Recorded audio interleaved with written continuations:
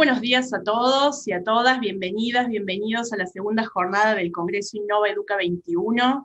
Particularmente en el día de hoy, sábado, vamos a disfrutar de nuestros Innova Labs y la verdad que nos damos un gusto enorme el día de hoy porque vamos a tener en nuestra apertura una conferencia magistral del reconocido intelectual, profesor y escritor Felipe Piña, que está del otro lado, está en Buenos Aires, y le pregunto, Felipe, ¿cómo estás hoy?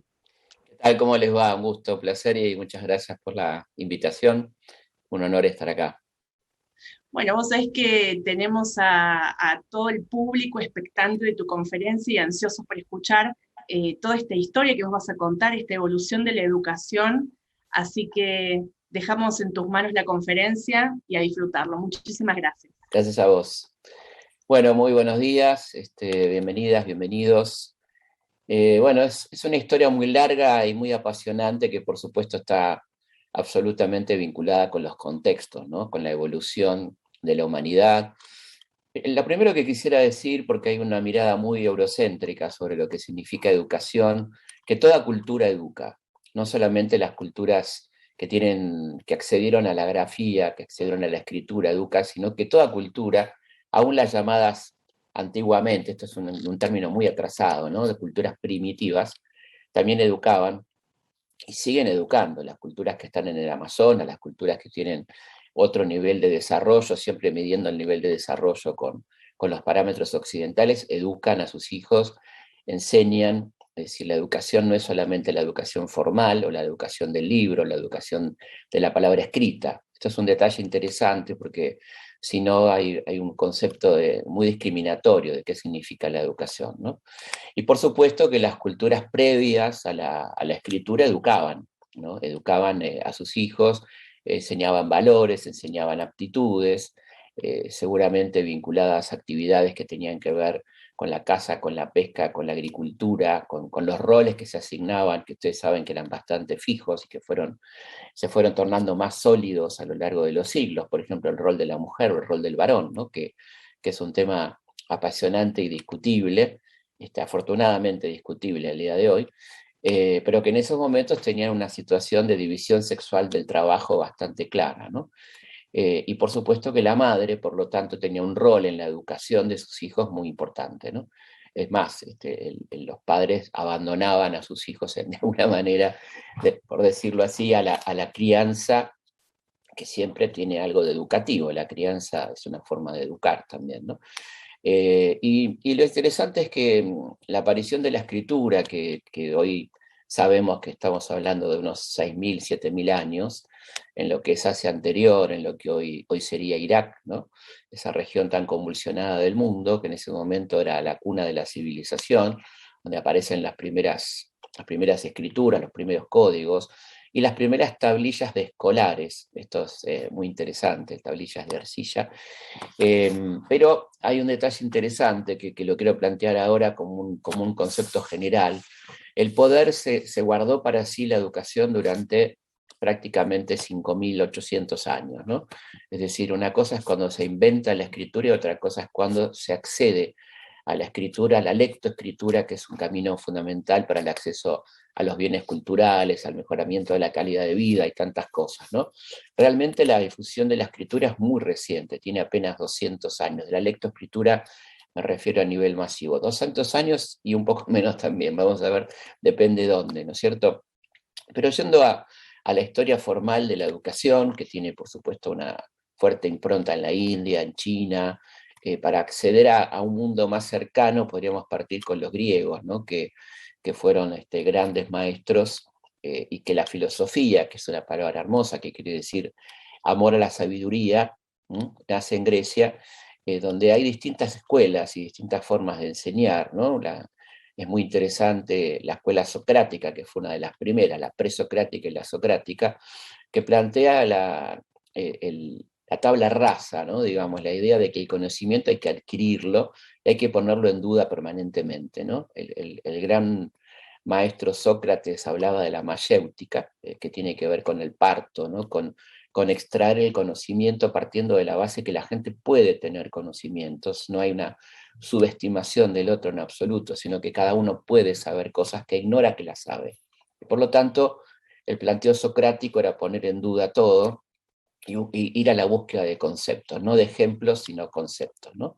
Es decir, ¿qué es un cobarde? Planteaba, por ejemplo, y todos daban un ejemplo, el que no va adelante o el que va atrás, y entonces él le refutaba hasta que volvía loco a su interlocutor y terminaban sacando alguna conclusión que uno podría decir que se había producido ahí un hecho educativo, ¿no? La aparición de un concepto, por ejemplo, que es una de las características del pensamiento socrático, ¿no?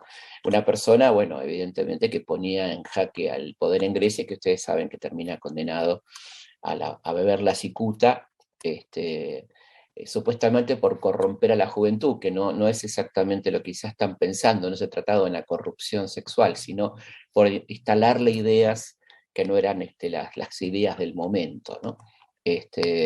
Bueno, Sócrates le dan a elegir, ¿no? entre la posibilidad de la expatriación y la muerte y beber la cicuta o el arrepentirse de lo que había enseñado, y él termina suicidándose, o bueno, bebiendo esa cicuta, que es un castigo.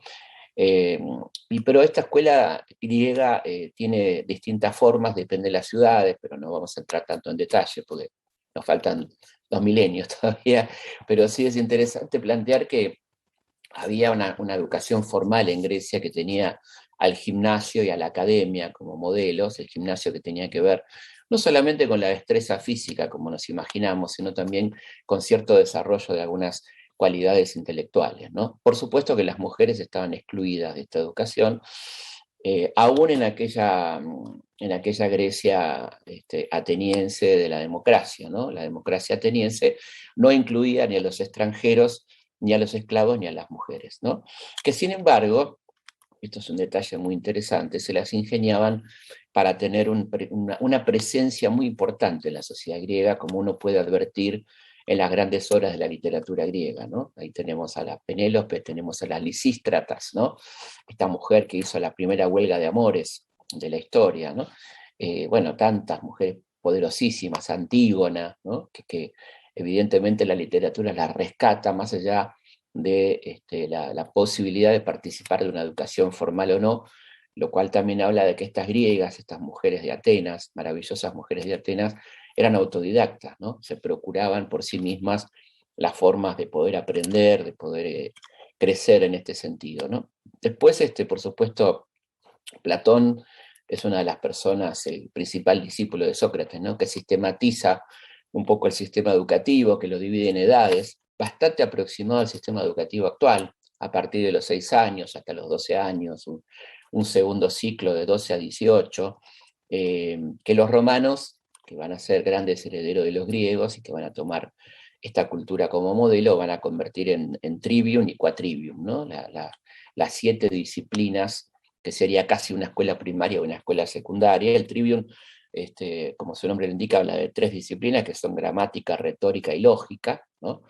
Y el quatrivium, donde incorporan la aritmética, la geometría, la astronomía y la música, que habla también de niveles educativos, mucho antes de Piaget, ¿no? Pero es decir, la capacidad que puede tener el niño de poder incorporar todo esto, ¿no? Y bueno, por supuesto, Roma será un lugar muy importante en cuanto a la educación, a la expansión de la educación, tomando mucho el modelo griego, ¿no? Una de las cuestiones que les apasionan a los romanos es la retórica, la cuestión de la práctica del discurso, y obviamente todas estas cosas heredadas de los griegos, y por supuesto fueron célebres los esclavos griegos que se convertían en maestros, ¿no? de aquella Roma, que va a expandir el latín y los conocimientos por una parte muy importante de Europa, ¿no? Y otro elemento que se suele pasar por alto al hablar ya de la Edad Media es la presencia musulmana, ¿no? Tan importante en España, a partir del 711, particularmente en Al-Ándalus, en el sur, donde, bueno, los moros, como decían ellos, la cultura islámica, va a rescatar, van a ser los reintroductores después de la época oscura, que es esa época después de la caída del imperio, donde hay una gran disolución de las redes sociales, de aquel momento, ¿no? Que no son las de ahora, sino digo los caminos, los estados y demás. Bueno, ahí hay una disolución del conocimiento y una pérdida del conocimiento que queda reducido a algunos monasterios que van a mantener un poco la tradición grecolatina, y los musulmanes, que van a reintroducir a algunos pensadores como Aristóteles, por ejemplo, además de todos sus grandes pensadores, médicos, filósofos, Avicena, Maimónides, ¿no? que traen una luz muy interesante a ese modelo de convivencia que fue tan interesante, que fue el experimento de Al-Ándalus durante casi 700 años, más de 700 años, ¿no? Donde convivían judíos, cristianos y musulmanes durante un tiempo interesante, ¿no? Ahí hay una reentré, digamos, del pensamiento griego a partir de los musulmanes, una relectura, más, y además el auge por la matemática, por el pensamiento práctico, ¿no? La astronomía, todo lo que traían desde el oriente los musulmanes. Digo esto porque se suele pasar por alto en esta historia tan europea que vemos habitualmente y que tiene una carga muy importante de esto, ¿no? Carlomagno fue un tipo muy interesante en torno a la educación. Eh, Recordemos que estamos hablando del siglo IX, cuando él se transforma en uno de los primeros emperadores post-Imperio Romano, con una difusión importante de la cultura, donde él trae a Alcuino, que era un famoso maestro de York, un inglés, digamos, diríamos hoy, que empieza a organizar la escuela de Palacio ahí en Aquisgrán, una escuela destinada, por supuesto, a formar cuadros dirigenciales, ¿no? Cuando hablamos de educación tenemos que ser muy precisos. La educación no era en absoluto para el pueblo, ¿no? La educación era una educación de reproducción de los sectores dirigentes, de los sectores de poder, y eso lo tiene muy claro Carlomagno cuando forma esta escuela, ¿no? Y fuera de este mundo, el mundo que se está debatiendo entre el feudalismo y algún intento de Estado nacional, lo que va a primar en las escuelas monásticas, en los monasterios, por ejemplo, es la presencia de lo escolástico, ¿no? Que es una mezcla entre lo aristotélico, ¿no? Del pensamiento griego y el cristianismo, ¿no? Lo que va a sintetizar extraordinariamente bien Santo Tomás, ¿no? Que hace una especie de mixtura entre el pensamiento cristiano que él sistematiza, porque la Biblia era un texto muy particular, que él lo convierte en un texto filosófico de alguna manera, con los aportes griegos y particularmente a Aristóteles, ¿no? Donde hay elementos muy potentes en torno al poder, en torno a quién sustenta el poder, a cómo tiene que ser, quiénes son los hombres que tienen derechos y quiénes no, los gentiles y los no gentiles, bueno, toda una literatura política, filosófico-política que va a ser muy importante, que va a tener a Santo Tomás como un referente, y a Abelardo, ¿no? Que es otro también de los escolásticos, ¿no? Ahí hay una importancia fundamental de los monasterios, ¿no? En las bibliotecas, que van a ser grandes reservorios del pensamiento y de la educación. La transmisión de pensamiento pasaba muchísimo por la iglesia, por supuesto, y ahí esto nos toma en un momento muy interesante que es el siglo XIV, donde se produce la Gran Peste, ¿no? Algo que ha cobrado actualidad en estos 2 últimos años, que fue la Peste Negra de 1348, que marca la crisis del siglo XIV, un siglo bisagra en la historia. Solemos darle más importancia al siglo XV, ¿no? El siglo del descubrimiento, a fin del siglo XV, digamos, o del Renacimiento, pero el siglo XIV es muy importante porque es el siglo que se empiezan a poner en duda valores tradicionales, entre ellos, por supuesto, lo educativo. Hay una película extraordinaria, que les recomiendo a los colegas que nos están viendo, que por supuesto seguramente la vieron, pero que es extraordinaria para trabajar en el aula, que es El nombre de la rosa, ¿no? Basado en el extraordinario libro de Humberto Eco, que además tiene la ventaja de que el guión lo hizo Eco, y que cuenta perfectamente qué está pasando en ese siglo XIV, donde también aparece la peste, pero fundamentalmente se está poniendo en duda a partir de la crisis social que se está viviendo, de la crisis del feudalismo, del fin de las invasiones y por lo tanto el cuestionamiento de la existencia de un mundo que vivía encerrado, un mundo que vivía encerrado y trajo como consecuencia millones de muertos. Bueno, todo eso aparece en esta película donde se discute lo racional, se discute el derecho a la felicidad, se discute si un monje tiene que seguir a Cristo en su pobreza o puede tener algún tipo de propiedad material. Se discute la racionalidad, ¿no? Ahí aparece un personaje que es Guillermo de Ockham, que está disfrazado en la obra de eco de Guillermo de Baskerville, que es John Connery, ¿no? El personaje de John Connery, que es, Ockham existió, es un personaje muy interesante de la Iglesia que empieza a cuestionar la cuestión rígida del aprendizaje sostenido en las grandes verdades, ¿no? Él es un hombre casi empirista, podemos decir, adelantándose a su tiempo, que plantea que las cosas tienen que ver con la lógica, ¿no? Y hay muchos guiños en esa obra con su ayudante Atzo, que obviamente remite a Watson, porque lo que se investiga ahí es un asesinato en una abadía, y Atzo, él le dice elemental Atzo, ¿no? En un homenaje a Conondai, pero lo que aparece ahí es la lógica. Aparece la lógica, el razonamiento, la constatación, no la cosa dada por cierta porque esté escrito. Es una obra extraordinaria que nos sirve mucho para ver qué pasó en ese siglo XIV, particularmente a mediados, y cómo esa peste va a replantear a la sociedad del momento. En primer lugar, va a poner en duda la religión ortodoxa, ¿no? La cuestión de solamente darle importancia a la religión. Por supuesto, destroza la superstición, ¿no?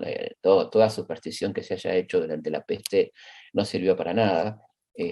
Cuestiona el modelo feudal de enclaustramiento, con todo lo que eso implicaba, y empieza a plantear algo que va camino al Renacimiento, que es la libertad individual, la salud, el erotismo en el sentido más amplio del término, ¿no? Es decir, en la lucha de Eros contra Tánatos, ¿no? La vida contra la muerte, ¿no? La muerte era un elemento omnipresente durante la peste, y lo erótico aparece entonces como la liberación, como la vida, lo vital, ¿no?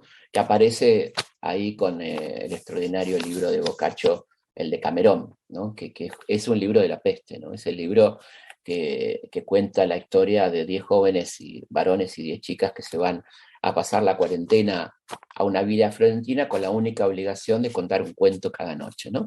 Cuentos cargados de erotismo sexual y erotismo vital, ¿no? Las ganas de vivir, las nuevas experiencias, la importancia del cuerpo, un cuerpo que estaba tapado, oprimido antes de la peste, la salud, el cuidado de la salud, bueno, todos elementos que van a formar parte de una nueva educación, que va a tener que ver con un cambio de eje que va a llevar aproximadamente un siglo, porque los procesos eran naturalmente muy lentos. Estamos hablando de época donde no estaba el libro a disposición, ¿no? Eran libros gigantescos, manuscritos, que estaban solamente en los conventos. Para que se inventara la imprenta faltaba un siglo, de manera tal que la circulación de ideas era muy lenta, pero ya estaba el germen de lo que va a explotar en el Renacimiento, en el 480, como se dice, que es la idea del antropocentrismo, ¿no? El hombre como centro del estudio, del pensamiento, y obviamente esto provoca una revolución en la educación, ¿no? Ya empezamos a hablar del hombre, del ser humano en realidad, de la mejoría de sus condiciones de salud, del pensamiento, del humanismo, ¿no? Aparece el humanismo en la pintura, el protagonismo de las personas, hay un elemento ahí muy claramente educativo en lo que hace Leonardo, ¿no? Que es el hombre del Renacimiento, sin duda, que es la Gioconda. ¿Por qué la Gioconda es tan importante, ¿no? Porque la Gioconda es el cuadro de nadie, de una doña nadie. Los cuadros, hasta ese momento, que básicamente eran más bien frescos en los castillos, porque tenía que ver con un poder patrimonial vinculado a lo territorial y a la riqueza, ya el cuadro en sí mismo, el cuadro de Caballete, es un cambio de concepción, ¿no? Es un bien portable, accesible, pero ahora resulta que los que están retratados en los cuadros no son solamente príncipes, mercaderes, etcétera, sino que Leonardo hace retratos de una señora que no es nadie, es una campesina, ¿no?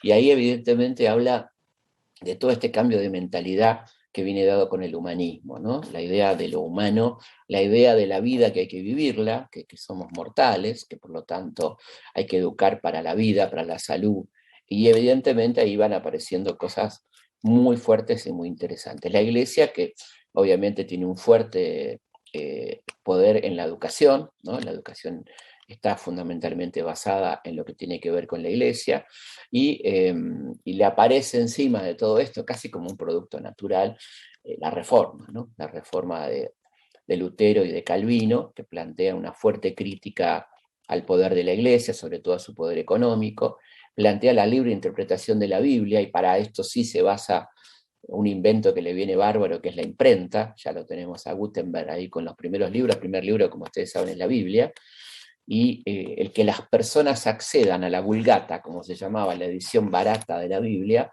le permite interpretar libremente lo que dice. No necesita el sacerdote que le interprete lo que dice la Biblia, y aparece entonces una posibilidad de interpretar un texto, ¿no?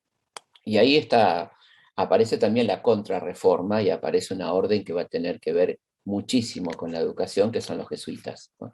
Los jesuitas, que son una orden que se inicia como una orden de defensa del papado, ¿no? Lo que llamamos la contrarreforma, y termina siendo una orden muy rebelde, particularmente en su versión americana, ¿no? En el traslado a América, y la cuestión misional, donde se convierten en un poder que termina siendo realmente peligroso para la propia corona, ¿no? Van a terminar siendo expulsados de América y de los dominios hispánicos. Pero la obra educativa de los jesuitas es muy interesante y tiene un carácter muy particular en América, donde en las misiones los jesuitas enseñan y aprenden, así como lo dicen ellos, ¿no? Es decir, así como enseñan, y evidentemente hay un proceso de transculturación, por ejemplo, de los guaraníes, ellos también toman muchos elementos de los guaraníes, elementos que tienen que ver con la alimentación, que tienen que ver con la cultura y demás, y hay un producto jesuítico que es realmente interesantísimo, ¿no? Serán ellos los que instalen, por ejemplo, la primera universidad en territorio argentino, en la querida provincia de Córdoba, ¿no? Y serán fundamentales en el aspecto educativo los jesuitas en nuestro país y en América Latina, ¿no? Estamos hablando de un momento apasionante, ¿no? En el siglo XVI y el siglo XVII, los jesuitas se instalan en América en el siglo XVII, mientras en Europa, bueno, hay un combate por la educación y por la forma que tiene que adquirir el saber, que es tremendo, ¿no? Ahí aparece el racionalismo de la mano de Descartes, y el empirismo de la mano de los ingleses, ¿no? De Locke, por ejemplo, ¿no? De Bacon, que son tipos que plantean que aquello que yo no puedo demostrar no tiene entidad científica, ¿no? Hay un ejemplo muy interesante que da Bacon en cuanto a la practicidad y a su lucha contra la religión dogmática. Toda esta gente era religiosa, pero no querían la religión dogmática, ¿no? Entonces él dice, por ejemplo, si te salvas de un naufragio, no construyas una iglesia, sino más bien un faro, ¿no? Es decir, el tipo iba a lo práctico, ¿no? Está muy bien, quizá Dios te ayudó, pero por las dudas, hace un faro, ¿no? Y eso está hablando de un cambio de época donde la educación va a estar impregnada cada vez más de empezar a darle al alumno elementos pragmáticos, ¿no? Elementos de comprobación, ¿no? Lo empírico es aquello que yo puedo comprobar. Decía, por ejemplo, Locke, ¿no? que fue un gran pensador, el hombre que provoca el cambio en la Europa del siglo XVII, donde él decía, por ejemplo, que en vez de leer un libro sobre Francia, vayamos a Francia; en vez de leer un libro sobre el río, vayamos al río, veamos qué pasa con el río, ¿no? Tengamos una educación que se base no tanto en lo libresco, que ya tenía su desprestigio lo libresco, porque había causado la gente creía que había tenido que ver con la peste, ¿no? Porque había habido cosas muy graves. Por ejemplo, algunos obispos muy dogmáticos habían aconsejado en 1347, esto es pura casualidad, ¿no?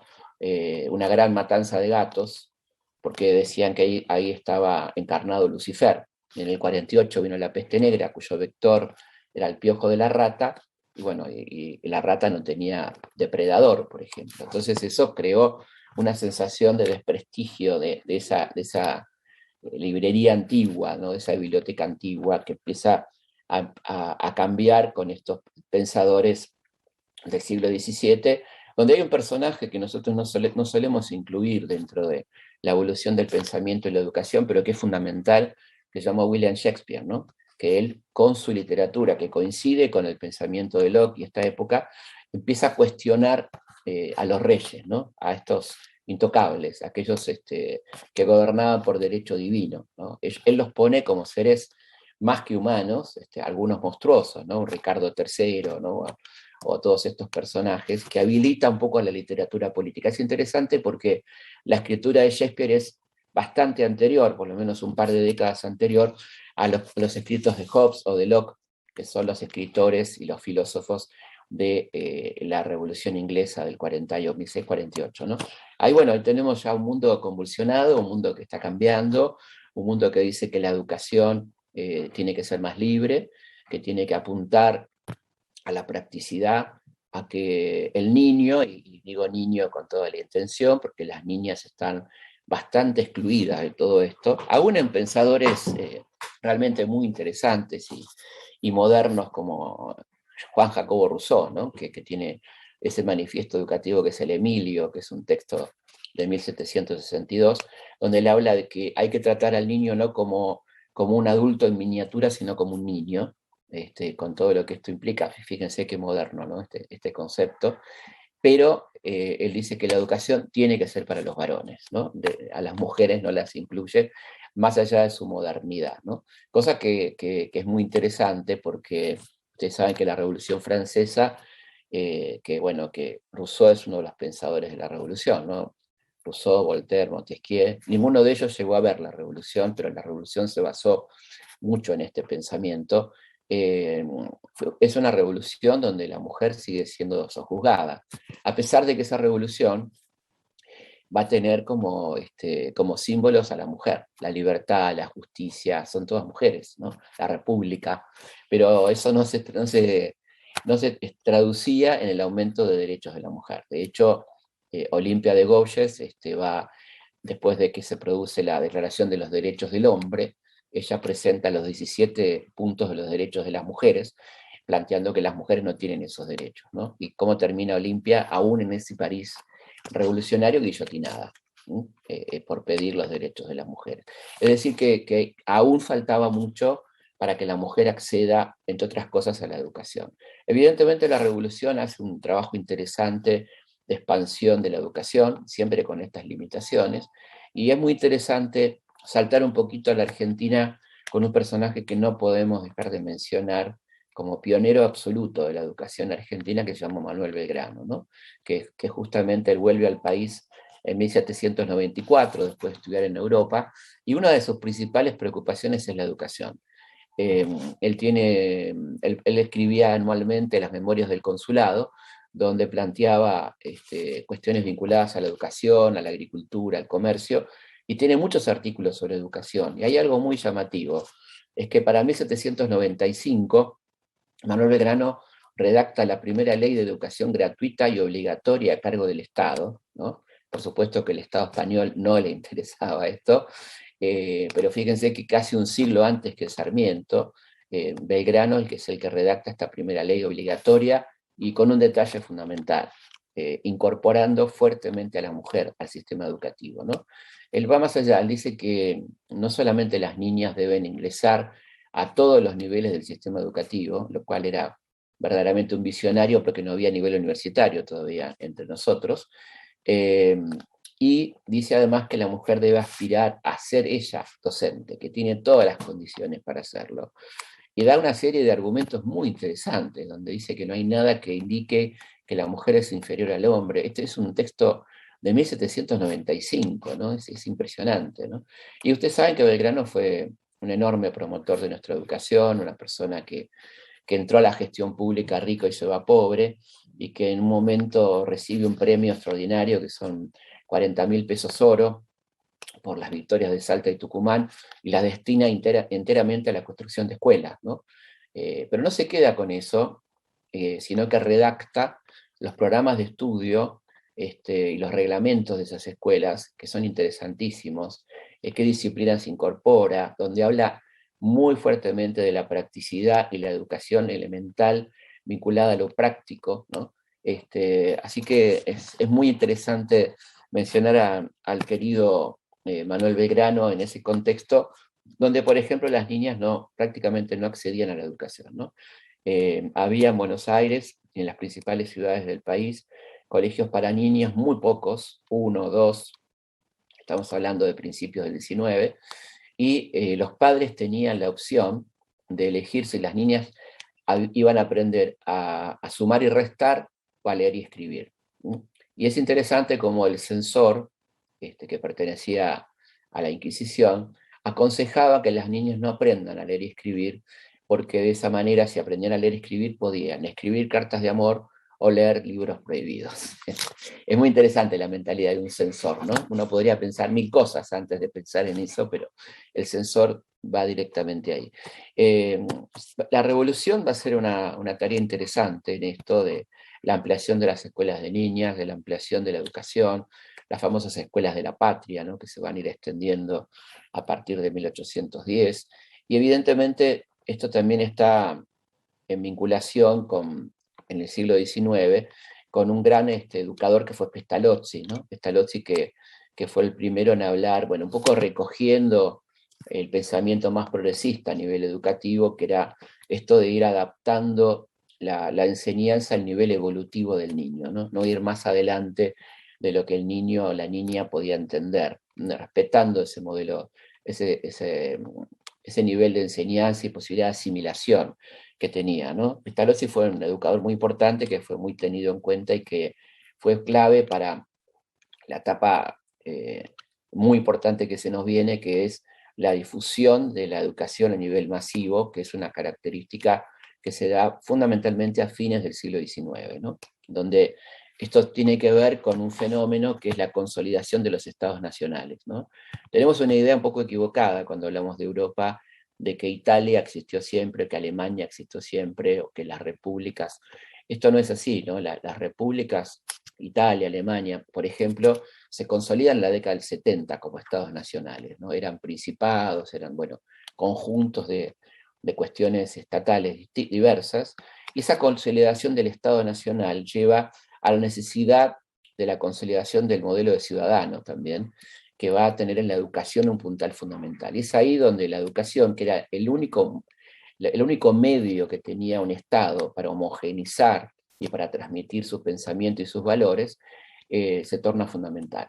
Y por eso vamos a ver a lo largo del mundo occidental y por supuesto en la Argentina, que ya era un país muy importante para la década del 80 del siglo XIX, la sanción de leyes como la ley 1420 en nuestro país, escrita, redactada e impulsada por Domingo Faustino Sarmiento, que establece la educación gratuita, laica y obligatoria, ¿no?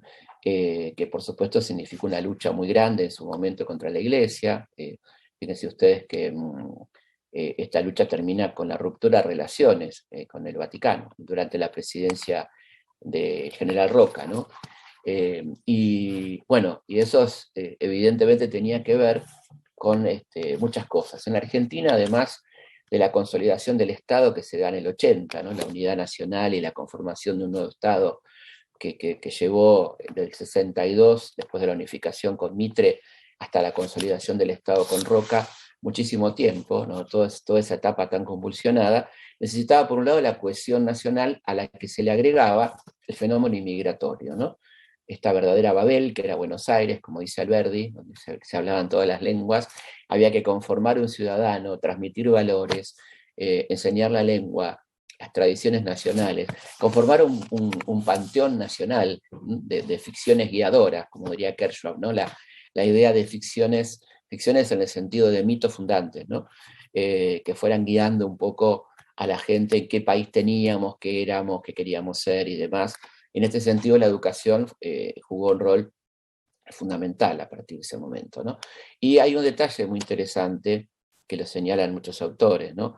Entre ellos Noam Chomsky, que él dice que hay un auge de la expansión educativa que va fundamentalmente desde la década del 80 hasta mediados de los 30, donde aparece la radio como fenómeno masivo, y donde ya el Estado no necesita tanto de la educación como único elemento de transmisión de valores, sino que se está volcando ya al uso de los medios masivos de comunicación, que le resultan menos conflictivos a la hora de transmitir sus valores, ¿no?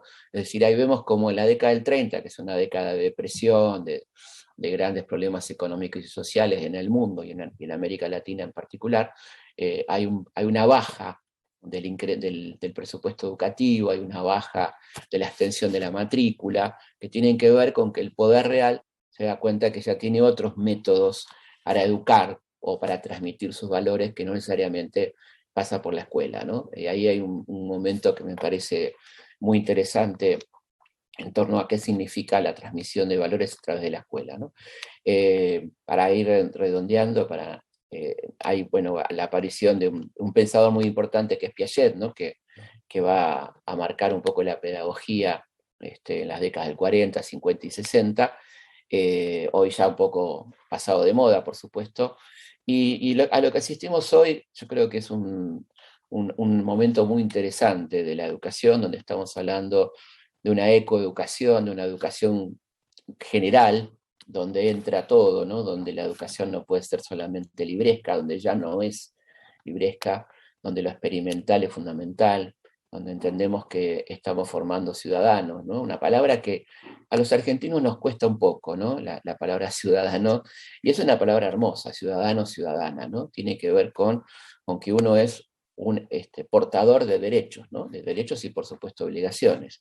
Pero esta idea de ciudadano tiene que ver con una corresponsabilidad, ¿no? Somos corresponsables de lo que pasa, en ese sentido la educación debe apuntar ahí también, ¿no?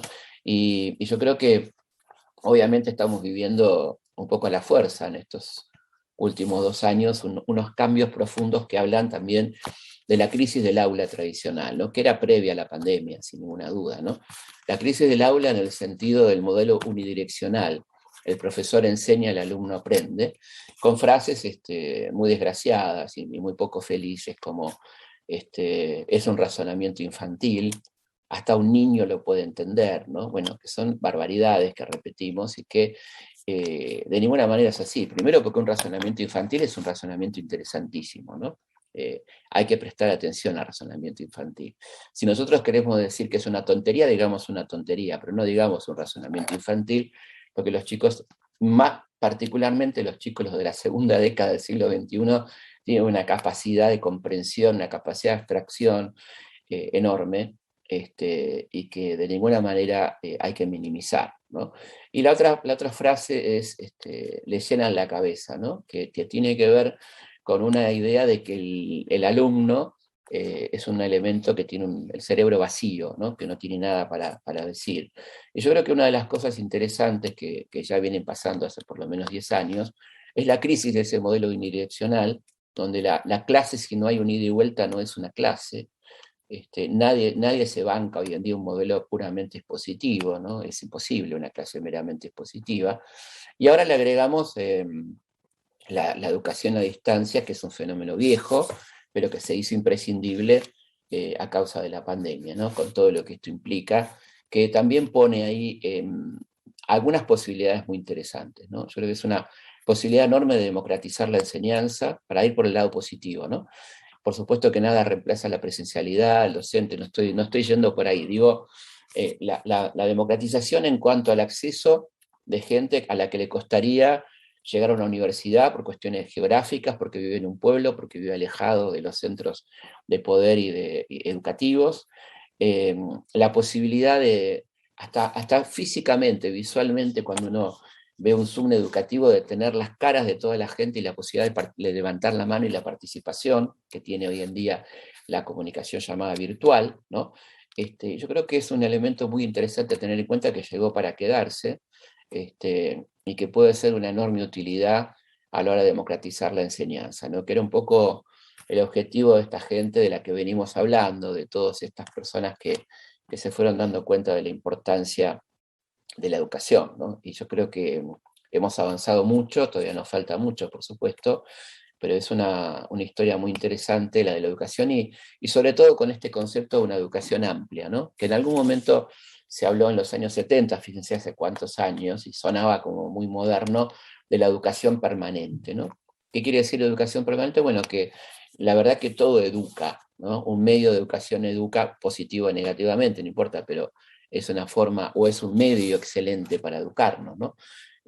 No nos podemos enojar con la televisión, por ejemplo. La televisión es un excelente medio, después lo que le pongan adentro es otra cosa, pero un canal educativo es un canal interesantísimo, ¿no? los canales de documentales, bueno, todo este tipo de producciones, lo que hoy pasa con las redes, ¿no? La cantidad de posibilidad de acceso a páginas, a posteos vinculados a la sabiduría, la posibilidad de tomar clases en las universidades más remotas del mundo. Bueno, todo esto debe ser aprovechado y realmente tiene que ver con todo lo que se fue dando, cómo fue evolucionando la humanidad para llegar a este nivel que tenemos hoy de posibilidad de una enseñanza total, diría yo, ¿no? No soy nada, no es mío, no es original. Digo, pero hoy estamos en condiciones de una enseñanza total, ¿no? De esto no termina, ¿no? Es decir, termino de ver una clase y puedo seguir investigando y puedo seguir viendo en YouTube 55 clases y bueno, esto es un fenómeno del cual nos tenemos que sentir muy agradecidos de vivirlo en este momento, más allá de los otros problemas que tenemos y que vamos a tener seguramente como humanidad, en este sentido somos privilegiados, ¿no? Lo que significaba, imagínense ustedes, para una persona del siglo XV acceder al saber, lo que significa, y no tanto, pensemos en el siglo XIX, si ustedes quieren, a lo que estamos hoy en condiciones de acceder, ¿no? Así que yo creo que esto es muy interesante y ya como para ir cerrando, creo que tenemos como docentes también esta cuestión tan interesante del desafío permanente de lo que es dar clases en el siglo XXI, ¿no?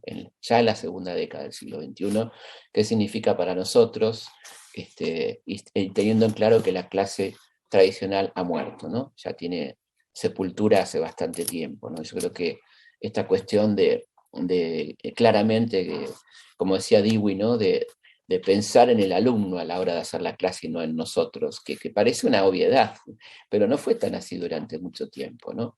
Hubo una escuela que formó docentes protagonistas, ¿no? Protagonistas del acto de educar. Esto es una falsedad total, es un 50 y 50 el acto de educar, ¿no? ¿Cuántas veces ustedes que son docentes y que obviamente si están acá porque les interesa esto, se han sentido que han aprendido de sus alumnos? ¿Cuánto aprendemos de nuestros alumnos, ¿no? Eso es maravilloso, ¿no? Pero hay que dar lugar a eso, ¿no? Hay que tener la escucha y tener la claridad que de ninguna manera somos nosotros los protagonistas del acto educativo. En todo caso es un acto compartido y en todo caso está claro que está destinado a otros, no a un lucimiento personal, a un protagonismo personal, que creo que ahí es donde nos podemos equivocar muy fiero, ¿no? Y por otra parte, y termino con esto, todo tiene que tener que ver con el placer, ¿no? Nos tiene que gustar esto, nos tenemos que sentir reconfortados. ¿Y qué cosa puede haber más reconfortante cuando uno reconoce en un alumno, en una alumna, que ha creado un concepto propio, ¿no? Que ha elaborado un concepto propio? No que tenga que ver con lo que pensamos nosotros, para nada. No una reproducción de lo que dijimos, sino a partir de lo que venimos hablando, la elaboración de un concepto, de una idea original que habla de que hicimos bien el trabajo. De ninguna manera para que reproduzca nuestro pensamiento, nuestra forma de pensar, nuestra ideología, sino la elaboración propia a partir de un buen trabajo hecho en conjunto. Felipe, pero qué maravilla. Yo creo que hace mucho que no tomo tantas notas. Bueno, me alegro mucho, me alegro mucho. La verdad que un placer. Yo podría seguir hasta mañana, o Yo sea, también, pero toda no la quiero aburrir, noche no quiero volverlo loco. conversando. No, quería traer unas Dale, reflexiones bueno, a la mesa y hacerte algunas preguntas, porque sí, estamos viendo un poco el chat que está, imagínate. Eh, perfecto. Vos sabés que yo, bueno, yo tengo una hija muy pequeña y me hizo mucho sentido muchas de las cosas que decís, porque el otro día, bueno, a mí me gusta mucho la historia. Yo siempre digo que soy una profesora de historia frustrada, así que imagínate que para mí este momento es mágico. Muchas gracias. Pero vos sabés que con Albert, ella, bueno, obviamente yo estoy interesada, entonces le muestro libros Dale, de esto, de lo otro. Bueno, el otro me dice, mamá, ¿qué es esto de Pompeya, no? Entonces le digo, le explico lo que pasó. Bueno, y digo, a ver, ¿cuál es la mejor forma de explicarle? Busco un simulador en YouTube. total, total. Busqué un simulador, porque digo, no va a haber libro, no va a haber, hay un simulador excelente, digo, en relación a esto que vos traías a la mesa de la enseñanza total, Sí, ¿no? Que no es tan solo la educación que uno recibe en casa, la instrucción que uno recibe en el colegio. exacto, Nosotros en este congreso en particular que hablamos de ecosistemas, ¿no? Que tiene que claro, ver no tan solo con esto, sino también con toda la formación periférica que tiene nuestro alumno, nuestros hijos el día de hoy, y que hace absoluto, que también de ese profesional y de ese ciudadano, de esa ciudadana, como decías vos, una sí, persona única, total.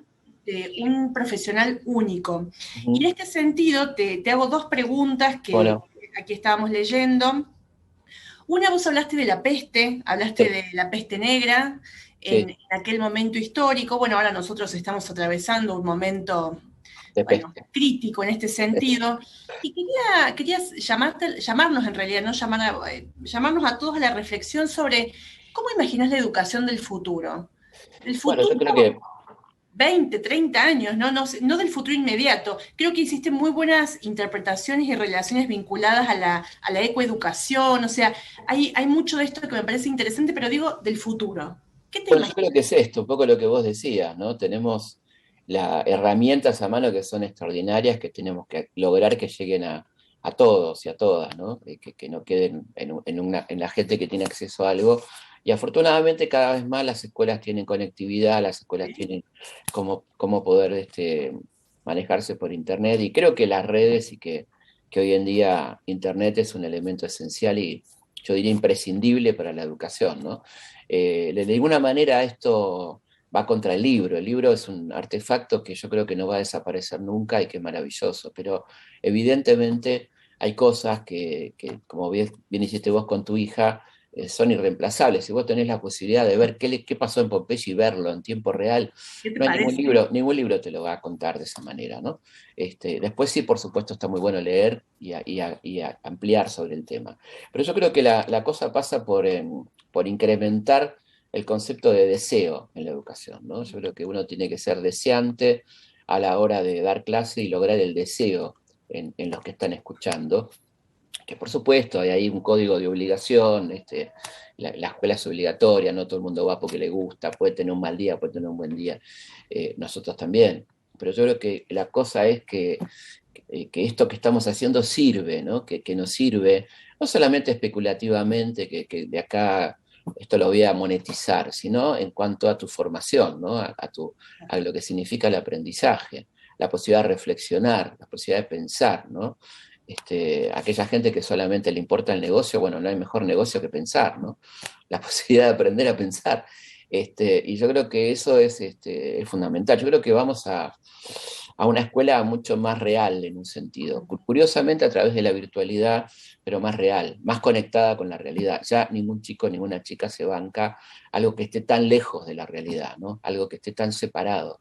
Realidades que estás contando que no tienen nada que ver con su vivencia cotidiana. Eso aburre y además se torna absolutamente inútil, ¿no? Y yo creo que vamos a una escuela conectada con un problema que vamos a tener cada vez más, que es lo ecológico, ¿no? Que solemos meterlo bajo la alfombra, pero que ya el mundo nos está diciendo, bueno, a ver, ¿no?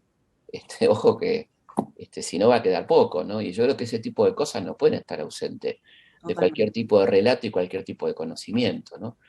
Así que yo creo que vamos a una escuela mejor. Yo soy muy optimista, no ingenuamente, pero creo que ya estamos en una instancia de supervivencia también en el sistema educativo, ¿no? O Ujú. este sistema cambia o este sistema desaparece. O sea, Exacto, me parece que es esa la situación, ¿no? exacto. Así es. Y la segunda reflexión, y también pregunta, o sea, es que cuando son por ahí reflexiones personales, pero que me llevan a esta Sí. instancia, ¿no? Cuando yo cumplí los 15 era el famoso ¿a dónde querés ir de viaje? Bueno, yo me fui a Medio Oriente, te A cuento, ver, qué porque lindo, qué hermoso. justamente mi visión sobre la educación sigue siendo la misma y era tengo que ir a ver esto, o sea, Claro, llevame. Entonces estuve en Egipto, en Israel, en Turquía. Bueno, estuve en un montón de lados muy, muy fascinantes. sí, Me acordaba cuando estuve en Turquía y lo traigo a reflexión porque vos hablaste de las bibliotecas. Estuve en Éfeso, sí, claro. donde está, bueno, hay Sí, bueno, sí, lo que queda, ¿no? estuve, De las ruinas de la famosa biblioteca. hermoso.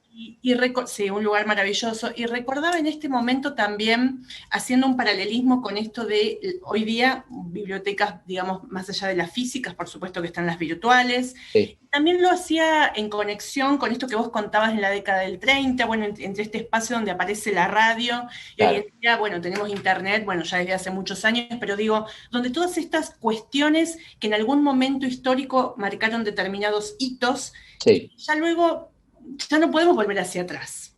Ya es No, hacia no, no, adelante, por ¿no es cierto? supuesto. Entonces, en ese sentido, bueno, la pregunta vinculada con eso, ¿no? Bueno, ¿Cómo, pero las bibliotecas se han modernizado tanto que hoy son digitales.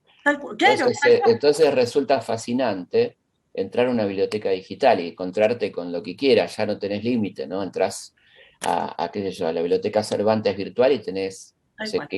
todo lo que quieras, gratis, en tu computadora, acceso a documentos.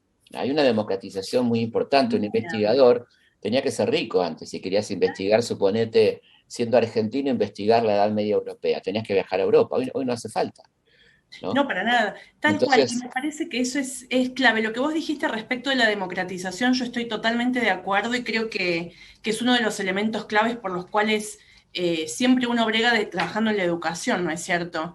y sí, porque si no, si la educación no es democrática y si no es para todos, no sirve, ¿no? Es un poco quizá el ejemplo del egoísmo de los países centrales con la vacuna, ¿no? El no Mm, vacunar a África, dejarlo afuera, bueno, eso se te va a volver en contra mañana o pasado, ¿no? Entonces, si vos dejás afuera a un montón de gente sin educar, sin derechos, eso termina muy mal, ¿no? Hasta quizá por una cuestión egoísta se puede pensar esto, ¿no? Llamar a la reflexión a aquella gente que solamente se mira al ombligo, que bueno, que no es negocio dejar afuera a tanta gente, ¿no? De ninguna manera. tal cual. Bueno, Felipe, la verdad que ha sido un placer, reitero, me quedaría hasta mañana, pero bueno, tenemos que continuar con nuestras actividades en el marco del Congreso. Así que bueno, agradecerte en primera persona como directora de Innovación Educativa de la universidad. Pero más allá de eso, yo creo que todos en este momento, si estuvieran aquí cerca, también desearían poder hacerlo. Así que en nombre de la Universidad Siglo XXI, te agradezco y también dejo las puertas abiertas para invitarte en algún Bien, momento donde ya sea posible, bueno, ya es posible sí, viajar y empezar a pensar en otras instancias para poder traerte con mucho gusto. la presencia de nuestra universidad. He Y dado, he dado ya un par de charlas para la universidad. la veo a Sabrina conectada, agradecerle también a Logitech que nos acercó la posibilidad de tener Realmente. esta charla, que me parece que ha sido un lujo, maravillosa. Muchísimas Bueno, gracias. muchas gracias y estaremos, ojalá pronto por Córdoba. Ojalá. Jessica. Nos vemos. Muchas gracias. Gracias.